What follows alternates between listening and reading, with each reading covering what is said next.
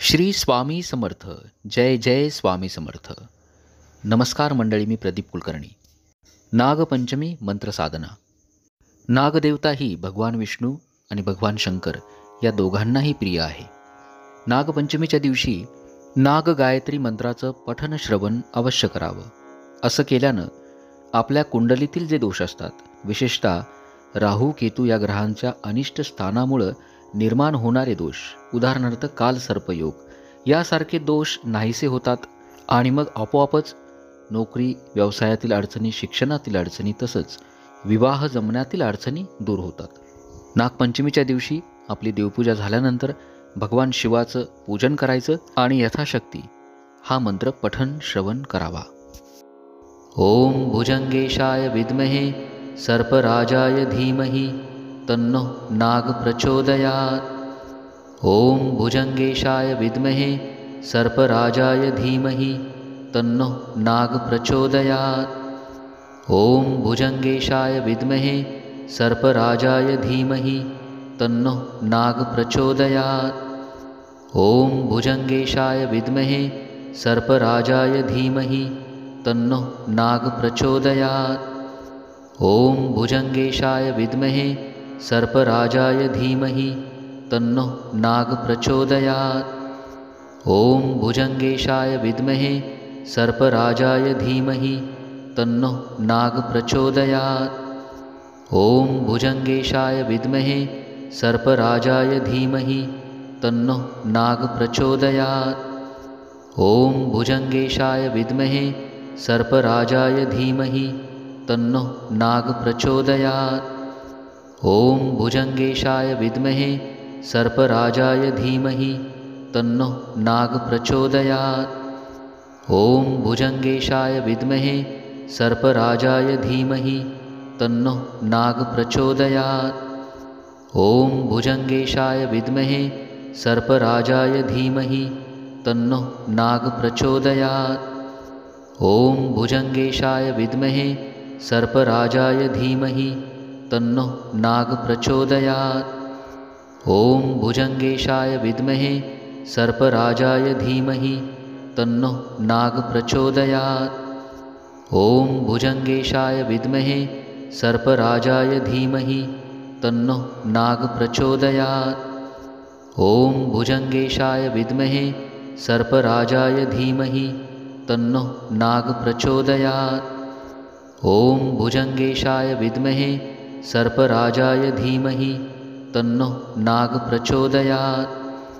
ओम भुजंगेशाय विद्महे सर्पराजाय धीमहि तन्नो नाग प्रचोदयात्.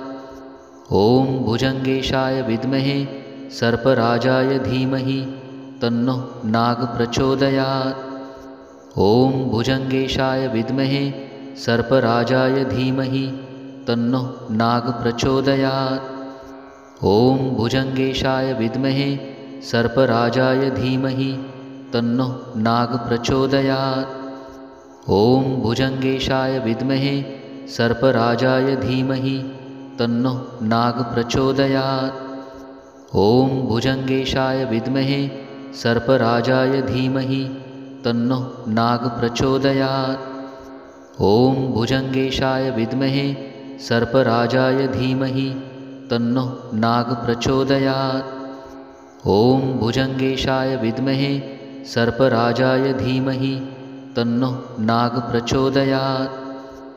ओम भुजंगेशाय विद्महे सर्पराजाय धीमहि तन्नो नाग प्रचोदयात्. ओम भुजंगेशाय विद्महे सर्पराजाय धीमहि तन्नो नाग प्रचोदयात्. ओम भुजंगेशाय विद्महे सर्पराजाय धीमहि तन्नो नाग प्रचोदयात्. ओम भुजंगेशाय विद्महे सर्पराजाय धीमहि तन्नो नाग प्रचोदयात्. ओम भुजंगेशाय विद्महे सर्पराजाय धीमहि तन्नो नाग प्रचोदयात्. ओम भुजंगेशाय विद्महे सर्पराजाय धीमहि तन्नो नाग प्रचोदयात्. ओम भुजंगेशाय विद्महे सर्पराजाय धीमहि तन्नो नाग प्रचोदयात्. ॐ भुजङ्गेशाय विद्महे सर्पराजाय धीमहि तन्नो नाग प्रचोदयात्। ॐ भुजङ्गेशाय विद्महे सर्पराजाय धीमहि तन्नो नाग प्रचोदयात्। ॐ भुजङ्गेशाय विद्महे सर्पराजाय धीमहि तन्नो नाग प्रचोदयात्। ॐ भुजङ्गेशाय विद्महे सर्पराजाय धीमहि तन्नो नाग प्रचोदयात्।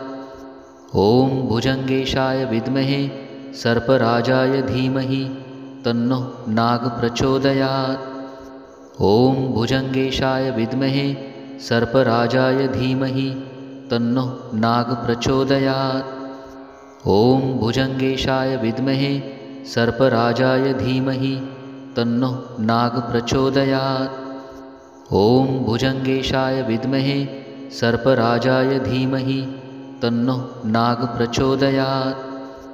ॐ भुजङ्गेशाय विद्महे सर्पराजाय धीमहि तन्नो नाग प्रचोदयात्।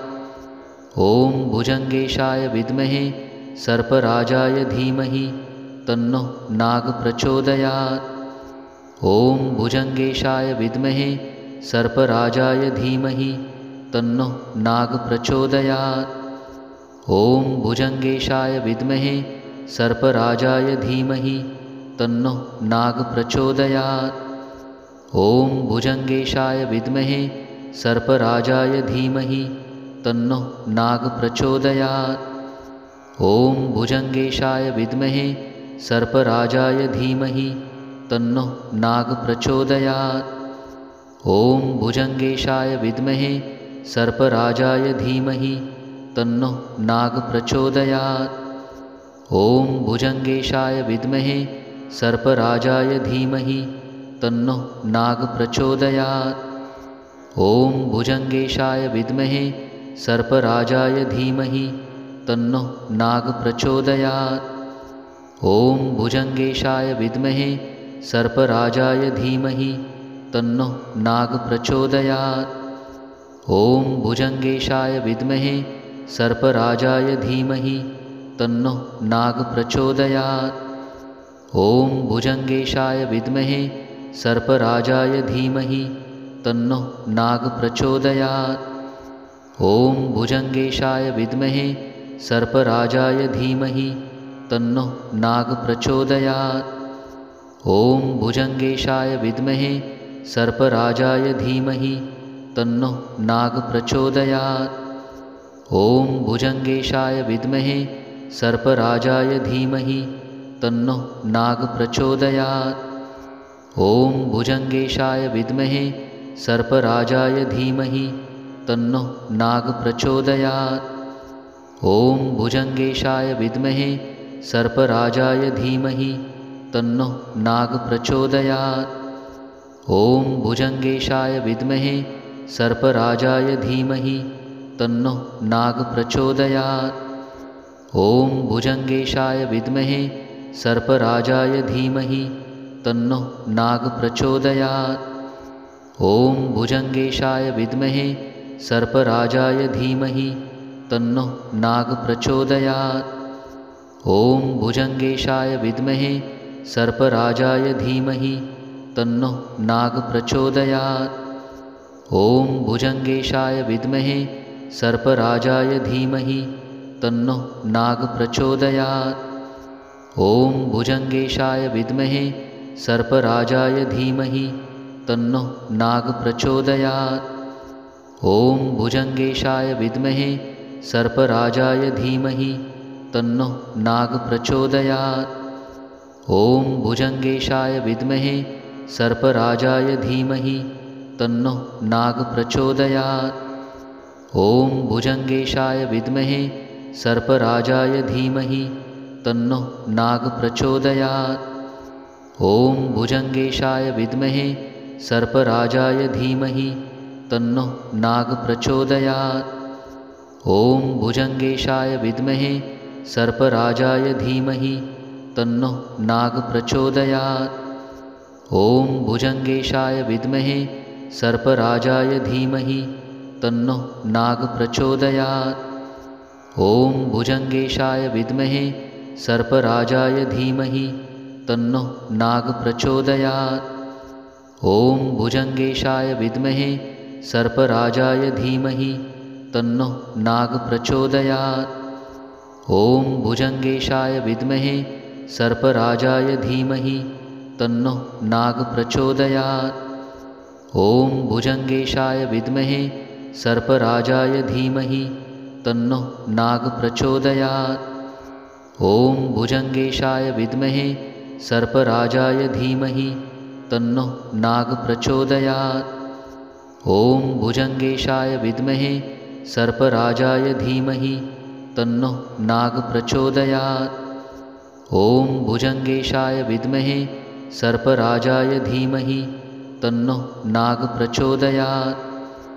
ॐ भुजङ्गेशाय विद्महे सर्पराजाय धीमहि तन्नो नाग प्रचोदयात्।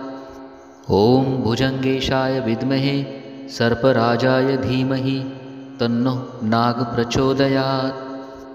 ॐ भुजङ्गेशाय विद्महे सर्पराजाय धीमहि तन्नो नाग प्रचोदयात्। ॐ भुजङ्गेशाय विद्महे सर्पराजाय धीमहि तन्नो नाग प्रचोदयात्। ॐ भुजङ्गेशाय विद्महे सर्पराजाय धीमहि तन्नो नाग प्रचोदयात्। ॐ भुजङ्गेशाय विद्महे सर्पराजाय धीमहि तन्नो नाग प्रचोदयात्। ॐ भुजङ्गेशाय विद्महे सर्पराजाय धीमहि तन्नो नाग प्रचोदयात्।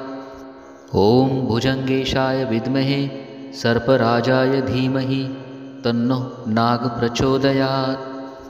ॐ भुजङ्गेशाय विद्महे सर्पराजाय धीमहि तन्नो नाग प्रचोदयात्। ॐ भुजङ्गेशाय विद्महे सर्पराजाय धीमहि तन्नो नाग प्रचोदयात्। ॐ भुजङ्गेशाय विद्महे सर्पराजाय धीमहि तन्नो नाग प्रचोदयात्। ॐ भुजङ्गेशाय विद्महे सर्पराजाय धीमहि तन्नो नाग प्रचोदयात्। ॐ भुजङ्गेशाय विद्महे सर्पराजाय धीमहि तन्नो नाग प्रचोदयात्। ॐ भुजङ्गेशाय विद्महे सर्पराजाय धीमहि तन्नो नाग प्रचोदयात्। ॐ भुजङ्गेशाय विद्महे सर्पराजाय धीमहि तन्नो नाग प्रचोदयात्। ॐ भुजङ्गेशाय विद्महे सर्पराजाय धीमहि तन्नो नाग प्रचोदयात्। ॐ भुजङ्गेशाय विद्महे सर्पराजाय धीमहि तन्नो नाग प्रचोदयात्। ॐ भुजङ्गेशाय विद्महे सर्पराजाय धीमहि तन्नो नाग प्रचोदयात्। ॐ भुजङ्गेशाय विद्महे सर्पराजाय धीमहि तन्नो नाग प्रचोदयात्। ॐ भुजङ्गेशाय विद्महे सर्पराजाय धीमहि तन्नो नाग प्रचोदयात्। ॐ भुजङ्गेशाय विद्महे सर्पराजाय धीमहि तन्नो नाग प्रचोदयात्। ॐ भुजङ्गेशाय विद्महे सर्पराजाय धीमहि तन्नो नाग प्रचोदयात्। ॐ भुजङ्गेशाय विद्महे सर्पराजाय धीमहि तन्नो नाग प्रचोदयात्। ॐ भुजङ्गेशाय विद्महे सर्पराजाय धीमहि तन्नो नाग प्रचोदयात्। ॐ भुजङ्गेशाय विद्महे सर्पराजाय धीमहि तन्नो नाग प्रचोदयात्। ॐ भुजङ्गेशाय विद्महे सर्पराजाय धीमहि तन्नो नाग प्रचोदयात्।